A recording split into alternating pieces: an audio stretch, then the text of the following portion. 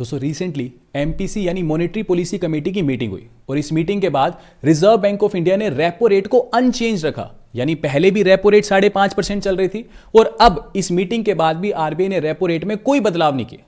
अब एक सवाल आता है, क्या आरबीआई रेपो रेट को घटाना चाहता था क्या? बिल्कुल। अगर आप आरबीआई के मन से पूछोगे ना, जिसको बोलते हैं अंतरात्मा से, तो आरबीआई एटलीस्ट ये चाहता है कि देश में 0.25% तो रेपो रेट घटाई जाए। एटलीस्ट रेपो रेट अगर 0.25% घटेगी तो रेपो रेट घट के 5.25% पे आ जाएगी। अच्छा, इससे फायदा क्या होगा? अगर रेपो रेट घटती है तो इससे आपके home loan, car loan, personal loan, जो भी लोन है वो सारे के सारे सस्ते हो जाएंगे। यानी जितनी भी आप ईएमआई भर रहे हो वो ईएमआई सस्ती हो जाएगी। फिर दूसरा सवाल आता है कि फिर आरबीआई ने रेपो रेट क्यों नहीं घटाई? रेपो रेट इसलिए नहीं घटाई क्योंकि इंटरनेशनल प्रेशर है, डोनाल्ड ट्रंप का प्रेशर है। जो टैरिफ डोनाल्ड ट्रंप ने लगा रखे हैं इंडिया के ऊपर 50% के, वो मेन कारण है। तीसरा सवाल यह बनता है कि अगर ये ट्रेड वॉर कह रहा हूं, अगर ये टैरिफ लगातार चलते रहते हैं या मान लो डोनाल्ड ट्रंप का थोड़ा दिमाग और खिसक जाता है और डोनाल्ड ट्रंप कहते हैं कि इंडिया के ऊपर 50% नहीं, अब तो मैं 60% टैरिफ लगाऊंगा, तो क्या ये रेपो रेट बढ़ भी सकती है क्या? बिल्कुल बढ़ सकती है। अगर रेपो रेट बढ़ गई, अगर टेंशंस और बढ़ गई और इंडिया और यूएस के बीच में, और अगर मान लो अब पता क्या है, अब 26, 27 और 28 अक्टूबर को डोनाल्ड ट्रंप ने मलेशिया आना है। वहां पे वो एक तो एशियान देशों के लीडर से मिलेंगे, दूसरा अमेरिका के कंटेक्स्ट में जो ईस्ट में नेशंस हैं उनके साथ कुछ लीडर्स के साथ मीटिंग होनी है। अगर डोनाल्ड ट्रंप और मोदी जी की एक मीटिंग, अगर बायलैटरल मीटिंग हो जाती है और उस मीटिंग में अगर ट्रेड डील के ऊपर कुछ कंक्लूजन निकल जाता है, अगर ट्रेड डील हो जाती है और मान लो ये टैरिफ इंडिया के ऊपर कम हो जाते हैं, तब तो बहुत अच्छी बात है। तब तो हम ये कह सकते हैं कि अगली मॉनेटरी पॉलिसी की जो मीटिंग होगी ना, जो हर 2 महीने में एक बार होती है ये एमपीसी की मीटिंग, तब तो हम ये कह सकते हैं कि अगली एमपीसी की मीटिंग में हम ये देख सकते हैं कि आरबीआई रेपो रेट को 5.25% कर दे। क्योंकि आरबीआई ने साफ कहा है, अगर सब कुछ अच्छा हो जाता है तो हम अगली मीटिंग में 0.25% घटाएंगे और उससे अगली मीटिंग में फिर 0.25% और घटा देंगे और ओवरऑल टारगेट है कि जी 5% पे रेपो रेट को ला देंगे। अगर 5% पे रेपो रेट आ गई तब तो आप सोचो कि आपके होम लोन, कार लोन, जितने भी लोन है सारे सस्ते हो जाएंगे। लेकिन अब ये 26, 27, 28 अक्टूबर को अगर ट्रेड डील पे कुछ समाधान नहीं निकलता, अगर टैरिफ के ऊपर कुछ समाधान नहीं निकलता और जैसे चीजें अभी चल रही है इंडिया यूएस के रिलेशन में ऐसी ही चलती रहती है, तो आप अगली मॉनेटरी पॉलिसी में ये देख सकते हो कि जी आपकी जो रेपो रेट है वो बढ़ के 5.75% पे भी पहुंच सकती है। और अगर ऐसा हुआ तो फिर जितनी किस्तें अभी आप भर रहे हो अपने होम लोन की, कार लोन की, पर्सनल लोन, जो भी लोन है, तो फिर वो महंगे भी हो सकते हैं। अब ये तो चलो ओवरऑल मैंने आपको कहानी समझाई, बहुत से लोगों को नहीं भी समझ आया होगा। अब इसको डिटेल में समझते हैं कि जी रेपो रेट होती क्या है। इंटरनेशनल प्रेशर हमारे को डिसाइड करके बताएगा कि हम अपनी रेपो रेट घटाएं या बढ़ाएं। ये तो आरबीआई तय करता है ना कि रेपो रेट को घटाना है कि बढ़ाना है। अमेरिका का क्या एंगल है वो बताएगा कि हमें कि हम रेपो रेट को बढ़ाएं या घटाएं। सब कुछ मैटर करते हैं, जियो पॉलिटिक्स है एक तरह से, समझ के बात को। अब देखो आसान भाषा में, चलो ये तो इसी के ऊपर लिख दिया मैंने, ये आर्टिकल था कि अनचेंज रखी है। दूसरा आर्टिकल ये है Trump and tariff could decide the course of RBI rate revision. ठीक है, ट्रंप और उसके टैरिफ ही डिसाइड करेंगे कि आरबीआई क्या अगले स्टेप्स लेगा। चलो अब समझना शुरू करते हैं। देखो सबसे पहले रेपो रेट होता क्या है। ठीक है, रेपो रेट बहुत से लोगों को पता है, लेकिन पूरा अगर आपको नॉलेज लेना है तो आराम से आप समझो। ठीक है, देखो जिस रेट पे, यहां मैं लिख देता हूं रिजर्व बैंक ऑफ इंडिया, ठीक है, जिस ब्याज पे रिजर्व बैंक ऑफ इंडिया किसी भी बैंक को लोन देता है उसे हम रेपो रेट बोलते हैं। जैसे मान लो अगर आज स्टेट बैंक ऑफ इंडिया को पैसा उधार लेना है रिजर्व बैंक ऑफ इंडिया से, तो वो 5.5% पे उधार देगा रिजर्व बैंक ऑफ इंडिया। क्यों? क्योंकि रेपो रेट 5.5% चल रही है। दूसरा सवाल, क्या सारे के सारे बैंक सिर्फ रिजर्व बैंक ऑफ इंडिया से ही पैसा उधार लेते हैं क्या? नहीं। देखो बैंक का मेन काम क्या है। अगर बैंक को, जैसे मान लो मैं यहां पे स्टेट बैंक ऑफ इंडिया ही लिख के चल रहा हूं, ठीक है जी, अगर स्टेट बैंक ऑफ इंडिया का मेन बिजनेस क्या है, उसको पैसा कहीं से भी आए वो पैसा लेगा और उस पैसे को आगे लोन दे देगा। ठीक है, अब स्टेट बैंक ऑफ इंडिया तो ये चाहेगा कि मेरे को कम से कम ब्याज देना पड़े पैसा लेने के लिए और ज्यादा से ज्यादा ब्याज में मैं आगे लोन दे दूं। उसके लिए एसबीआई को क्या करना पड़ेगा? करंट अकाउंट ज्यादा से ज्यादा खोलने पड़ेंगे, सेविंग्स अकाउंट ज्यादा से ज्यादा खोलने पड़ेंगे। क्यों? क्योंकि जो पैसा आप करंट अकाउंट में रखते हो उस पर 0% ब्याज देता है बैंक, जो पैसा सेविंग अकाउंट में रखते हो उस पर सिर्फ 2% ब्याज देता है। तो इन्हें हम लो कॉस्ट फंड बोलते हैं बैंक की भाषा में, समझ गए? तो बैंक तो चाहेगा इस तरीके से ज्यादा पैसा है, लेकिन कुछ पैसा एफडी की फॉर्म में भी आता है बैंक के पास, जिसपे बैंक को 6% ब्याज देना पड़ता है। तो आरबीआई ये कहता है कि ओवरऑल कॉस्ट जो है ना बैंक की, आरबीआई ये मान के चलता है कि वो रेपो रेट ही है, यानी आज की डेट में 5.5% ही है। ठीक है, क्योंकि जब रेपो रेट घटती है तो एफडी के ब्याज दर भी कम हो जाती है, वो सब चीजों में चेंज हो जाता है। तो आरबीआई ये कहता है कि बैंक की जो ओवरऑल बोरोइंग कॉस्ट है ना, वो रेपो रेट ही है, क्योंकि बैंक को सैलरी भी देनी है, ऑफिस के खर्चे, मोटी कहानी ये है। तो बैंक ये कहता है, सॉरी आरबीआई ये कहता है, कल को बैंक अगर कोई लोन देना चाहे तो एटलीस्ट रेपो रेट से तो महंगे ही ब्याज दर पे लोन देगा ना भाई। एक सिंपल सी चीज समझो, आरबीआई कहता है 5.5% पे तो आरबीआई मान के चल रहा है कि बैंक को ही कॉस्ट लग जाती है पैसा उठाने में। तो कल को कोई बैंक ये थोड़ी कह सकता है कि मैं लोन 5% पे दे दूंगा, अगर ऐसा करेगा तो बैंक डूब ही जाएगा।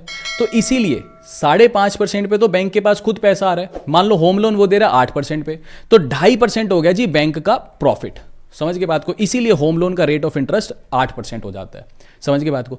अब सवाल आता है कि रेपो रेट अगर, अच्छा चलो एक चीज और समझ लेते हैं, कल को आरबीआई रेपो रेट घटा दे, जो कि आरबीआई चाहता है, मान लो घटा के 5% कर दे, तो जो होम लोन अभी 8% पे चल रहा है, बैंक का प्रॉफिट तो 2.5% है, वो होम लोन घट के 7.5% पे आ जाएगा।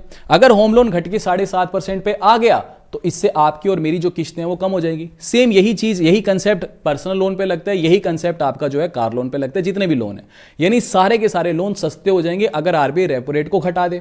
कल को आरबीआई अगर रेपो रेट को बढ़ा दे, मान लो अभी 5.5% चल रही है, आरबीआई बढ़ा के 6% कर दे, 2.5% बैंक का प्रॉफिट है, 6 और 2 8 और 8.5%, तो अब हमारा होम लोन 8.5% पे पहुंच जाएगा। यानी अगर मेरी किस्त 50,000 रुपए की जा रही है तो मेरे को किस्त बढ़ा के 55,000 रुपए की करनी पड़ेगी, तो सबका जो है नुकसान है। अब सवाल यह आता है कि ठीक है, अभी फिलहाल आरबीआई 5.5% रेपो रेट चल रही थी, तो कंटिन्यू 5.5% ही रखिए, तो चलो कोई बात नहीं, जितनी किस्त जा रही थी उतनी ही जा रही। अब सवाल आता है कि फिर इसमें यूएस का क्या एंगल है, टैरिफ का क्या एंगल है। देखो, अब आरबीआई, एक सिंपल सी चीज समझो, हमारे देश की जीडीपी क्या है, जीडीपी का फॉर्मूला होता है C+I+NX+ में G। सी होती है कंजम्पशन, कि आप और मैं देश में कितना खर्चा कर रहे हैं, ज्यादा खर्चा करेंगे तो हमारे देश की जीडीपी बढ़ेगी। आई होती है इन्वेस्टमेंट, कि बाहर से कुछ पैसा आया हमारे देश में, मान लो अंबानी अडानी, इन्होंने कुछ इन्वेस्ट कर दिया, सरकार ने सड़कें बना दी, जो भी इन्वेस्टमेंट आ रही है एक तरह से, तो सड़कें तो नहीं आएंगी खैर, उसमें इन्वेस्टमेंट मतलब कोई भी किसी भी जरिए से हमारे देश में पैसा आ रहा है इन्वेस्टमेंट के लिए, तो जितनी ज्यादा आएगी उतनी हमारे देश की जीडीपी बढ़ेगी। एनएक्स होते हैं नेट एक्सपोर्ट, कि हमने यहां सामान बनाया, विदेश में बेचा और हमारे देश में डॉलर आ गए, समझ गए, सामान बेच के डॉलर आ गया ना, तो ये जितना ज्यादा नेट एक्सपोर्ट होगा उतनी हमारी जीडीपी बढ़ेगी। जी होती है गवर्नमेंट इंटरवेंशन, गवर्नमेंट ने सड़कें बनाई, नए रेलवे ब्रिज बिछा दिए, जितना सरकार खर्चा करेगी उससे भी हमारे देश की जीडीपी बढ़ती है। अब विवाद यह है कि हमारे नेट एक्सपोर्ट्स गिरने लग गए। क्यों गिरने लग गए? क्योंकि 50% जो टैरिफ डोनाल्ड ट्रंप ने लगाए हैं, उस वजह से हमारे जो एक्सपोर्ट्स हैं वो यूएस में कम हो गए। अगर हमारे एक्सपोर्ट यूएस को कम हो रहे हैं, भाई हम सामान तो बना रहे हैं लेकिन वहां उन्होंने इंपोर्ट एक तरह से टैक्स बढ़ा दिया 50%, तो वो सामान अमेरिका में जाके हो गया महंगा। वही सामान अगर चाइना बेच रहा है या कोई और देश बेच रहा है सस्ते में, उसके ऊपर टैरिफ है नहीं है, तो हमारा सामान वहां महंगा बिक रहा है, तो ऑब्वियस ही बात है ना कि हमारे एक्सपोर्ट्स अमेरिका में घट गए। अगर हमारे एक्सपोर्ट्स घट गए तो यहां पे समझो, अगर हमारे एक्सपोर्ट्स घट जाएंगे तो हमारी जीडीपी भी गिर जाएगी। मेरी बात समझ रहे हो? अगर हमारे एक्सपोर्ट्स कम होने लगेंगे तो हमारी जीडीपी भी गिरने लगेगी। अगर जीडीपी गिरने लगेगी तो ऑब्वियस ही बात है सरकार भी गिर जाएगी। तो सरकार को यह चीज तो पता है कि जीडीपी के नंबर्स तो दिखाने पड़ेंगे। अब जीडीपी के नंबर दिखाने के लिए एक तरीका है कि नेट एक्सपोर्ट्स तो हम रोक नहीं सकते। अगर ऑब्वियस ही बात है उन्होंने टैरिफ लगा दिए हमारे ऊपर, तो अब कंट्रोल नहीं कर सकते, सिंपल सी चीज़ है भाई, उनका देश वो जाने उनको क्या करना है। लेकिन हम अपनी जीडीपी को कंट्रोल करने के लिए अपनी कंजम्पशन बढ़ा सकते हैं। अगर मैं यहां से कंजम्पशन बढ़ा लूं कि मैं अपने ही देश में ज़्यादा खर्चा करने लग जाऊं, तो उससे मेरी जीडीपी ऊपर उठेगी, तो इसको एक तरह से वो कर लेगी, मतलब समझ गए ना बात को। लेकिन कंजम्पशन बढ़ाने के लिए मेरे को क्या करना पड़ेगा? अपनी रेपो रेट को घटाना पड़ेगा। क्यों? क्योंकि अगर मैं अपनी रेपो रेट को 5.5% से घटा के 5% कर देता हूं, तो इससे मेरे सारे के सारे लोन सस्ते हो जाएंगे। यही आरबीआई करना चाहता है, लेकिन उसके हाथ बंधे हुए हैं, कर नहीं पा रहा बेचारा। समझ रहे हो मेरी बात को? अच्छा, अब एक सवाल आता है कि रेपो रेट घटाने से मेरी कंजम्पशन कैसे बढ़ेगी? देखो, अगर मैं रेपो रेट घटा दूंगा और मेरा होम लोन 8% से गिर के 7.5% पे आ जाता है, और मान लो सारे लोन सस्ते हो जाते हैं, तो जब लोन सस्ते होते हैं तो ज्यादा से ज्यादा लोग लोन के लिए अप्लाई करते हैं। जब ज्यादा से ज्यादा लोग लोन के लिए अप्लाई करते हैं तो मार्केट में पैसा आता है। मान लो मैंने भी लोन ले लिया, आपने भी लोन ले लिया, अब हमारे पास पैसा आ गया। अब हम इस पैसे को कोई रियल एस्टेट में डालेगा, कोई पर्सनल लोन लेगा या कार लोन लेगा, गाड़ी लाएगा, तो हमारी इकोनॉमी के अंदर पैसा जाएगा। भाई मान लो मैं घर खरीदता हूं या फिर प्लॉट खरीदता हूं, फिर कहता हूं घर बनाऊंगा, तो भाई सरिया भी चाहिए, सीमेंट भी चाहिए, तो सारे का सारा कंजम्पशन का सामान है ना। तो जब आरबीआई रेपो रेट को गिराता है ठीक है। तो उससे क्या होता है, लोन सस्ते होते हैं, लोन सस्ते होते हैं तो ज़्यादा लोग लोन के लिए अप्लाई करते हैं, ज़्यादा लोग लोन लेंगे तो मार्केट में पैसा आएगा, तो इकोनॉमी आपकी बढ़ेगी। लेकिन इसका एक नेगेटिव इंपैक्ट भी पड़ता है भी, मार्केट में जब मार्केट में ज़्यादा पैसा आया तो मैंने सबने खर्चा करना शुरू कर दिया, कोई सीमेंट लाया, कोई कुछ लाया, कोई कुछ लाया, घर बनाया, इंटीरियर डिज़ाइनर, फलाना ढिंकना, आर्किटेक्ट किया, ये किया, वो किया। तो कंजम्पशन तो बढ़ा दिया आपने, लेकिन मार्केट में पैसा भी ज़्यादा कर दिया। और जब मार्केट में पैसा बहुत ज़्यादा हो जाता है तो उससे महंगाई भी बढ़ती है। समझ गए भाई, आज हमारे पास, आपकी जेब में भी 10,000 है, मेरी जेब में भी 10,000 है, कल को लोन सस्ते हो गए, आप भी लोन ले आए, मैं भी लोन ले आया, हमने मार्केट में पैसा डाला, लोगों के, दुकानदारों के पास भी पैसा हो गया, सबके पास पैसा हो गया। कल तक आपकी मेरी जेब में 10-10 हज़ार थे, आज हमारी जेब में 50-50 रुपये हैं और सबकी जेबों में पैसा आ गया।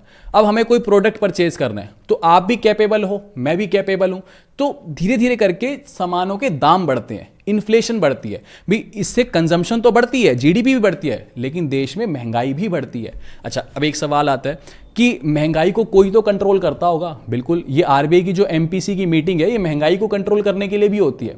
आरबीआई कहता है कि देश में महंगाई होनी चाहिए, महंगाई अच्छी चीज भी है, महंगाई आपकी ग्रोथ को दिखाती है, लेकिन इतनी भी नहीं होनी चाहिए कि गरीब आदमी मर जाए। आरबीआई का टारगेट होता है कि महंगाई जो है ना, वो 2% से लेकर के 6% के बीच में बढ़ती रहनी चाहिए। क्योंकि अगर मान लो महंगाई आपकी 0% से बढ़ रही है तो आप कहोगे देश में मंदी है, बिल्कुल खत्म है, यहाँ की रियल एस्टेट खत्म है, बिल्कुल। तो मंदी भी नहीं होनी चाहिए। अगर आप ये भी नहीं कह सकते कि पाकिस्तान की तरह 32% से आपके देश में महंगाई बढ़ रही है, वो चीज भी गलत है। ना मंदी अच्छी, ना बहुत ज्यादा महंगाई अच्छी। तो इसलिए आरबीआई एक टारगेट लेके चलता है कि देश में 2% से लेके 6% के बीच में ही महंगाई बढ़नी चाहिए। अच्छा, फिलहाल कितनी स्पीड से बढ़ रही है? फिलहाल 2% से लेके 2.5% के बीच में ही बढ़ रही है। तो फिर एक सवाल आएगा कि फिर तो घटा दो ना रेपो रेट को।